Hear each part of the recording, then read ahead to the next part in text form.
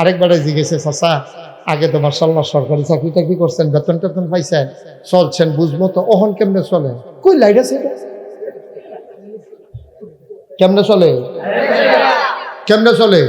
ফাইলটা Lyra Lyra Lyra সেটা সারা জীবন খাইছ, অহন পেনশনে আইছ, রিটায়ার্ডে আইছ, 62-63 বছর বয়স হয়েছে, দাড়ি ফাইক্যা তোমার শেষ, চামড়া ঢিল হয়ে গেছে গা, দাঁত ফইরে গেছে, গুছ সুজাবে না, গুছ হইছ, এখনো তুমি আল্লাহ চিনো নাই, তুমি এখনো লাইরা সাইরা খাও, তোমার উপরে আল্লাহর গজব নাজির হবে, ঠিক কিনা কও?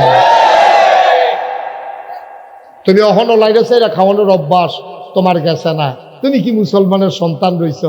মনে করছে কি টুপি মাথার দিলে মুসলমান হন যায়, দাড়ি রাখলে বুঝি মুসলমান হন যায়? টুপি মাথার দেওয়ার আর দাড়ি রাখুন তো একবারে সহজ।